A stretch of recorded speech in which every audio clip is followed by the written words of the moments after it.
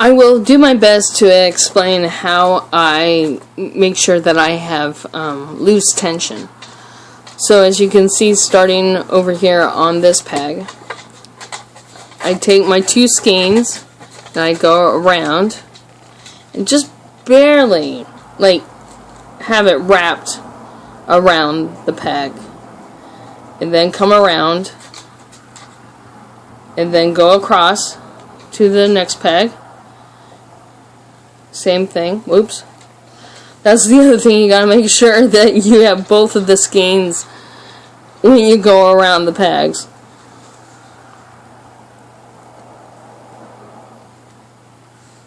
Just lightly hold on to them.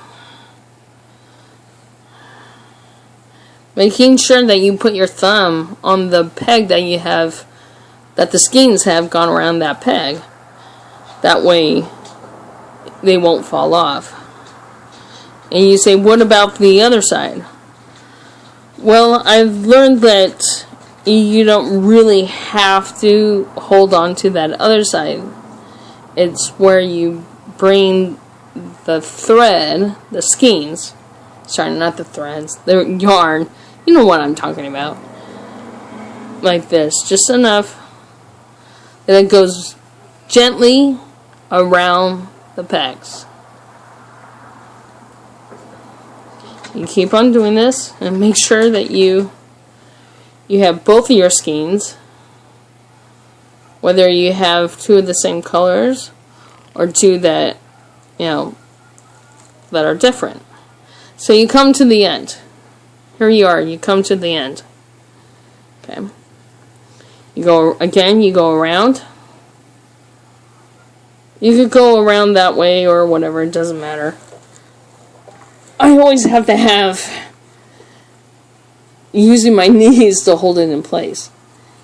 Then make a loop, which I use my fingers to do that, my index finger, and then tie it on the end. Then I study each peg to make sure that there's 2 on the bottom and 2 on the top. And I check along the line, space them out. That always helps too.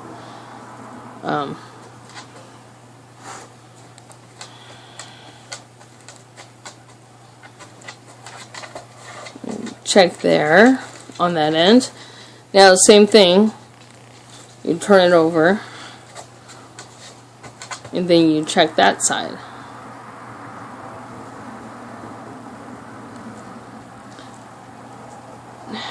Now, the skeins that I use, hang on. The yarn brand I use is Lion brand, and I usually use a 4 or a 5. I like the 5. They're bulky. That's what it is used for.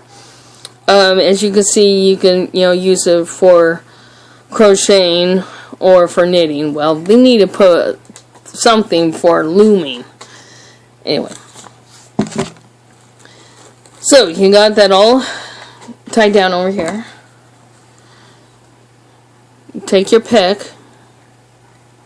You also, if you want to, put your index finger over. Now it will be a little tight, but just to give you enough to loop it over. And I apologize for the camera shaking. See, you don't have to pull too much, because that's not what you want to do when you pull it over the peg. You do the same thing. Just enough, you pull it over, just like that. It doesn't have to go all the way down until you get to the other side. When you get to this side, you can probably start pulling down the skeins on this side.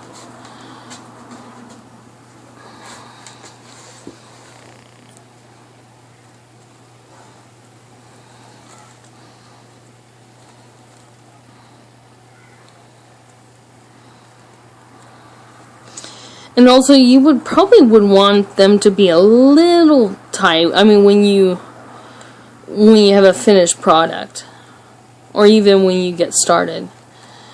But of course, if you have it too tight, just way too tight, and it's difficult for you to put the skeins over the peg, then you're going to have to start over. It's better to go ahead and start over until you understand that, okay, I see what I need to do. I need to give it a little bit of relax, just, not too much tightness, because you want to be able to put it over the peg.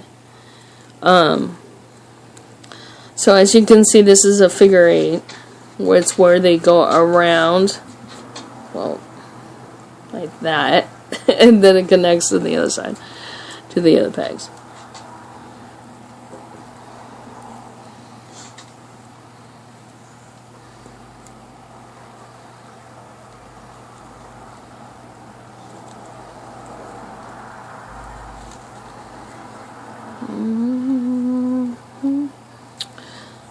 Okay, so right before you go ahead and do the other side, if you want, you can pull them down. Just a bit. And you go to the other side. Now, you don't, it's whatever you feel comfortable. You can start over here where your end peg, your holding skein is, or you could be over here. Doesn't really matter. Sometimes people feel it's a lot more easier to start at the other end once you finish your first row. And as you can see, that was a little looser. Now, when I started making this scarf, I did somewhere down the line, many rows down, maybe, I don't know, 30 or 40 rows down, it had become very tight, and I was not going to start over. And I just remembered what I needed to do. I was holding it holding the skeins too tight, and I just kept remembering that and keeping that in mind. I was able to have it loose.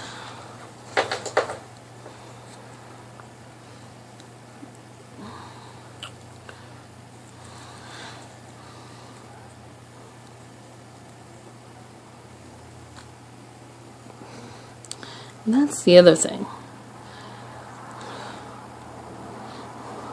You think you got, let's see, yeah, one of the skeins didn't get over. There we go. That's what I hate. And there you go. So I did a complete one row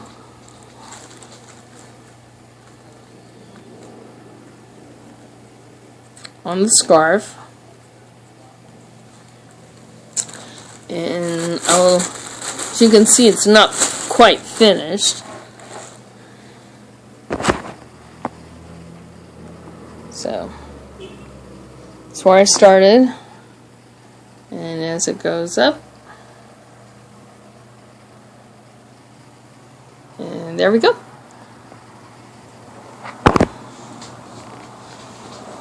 Thank you, and I hope this was helpful for you.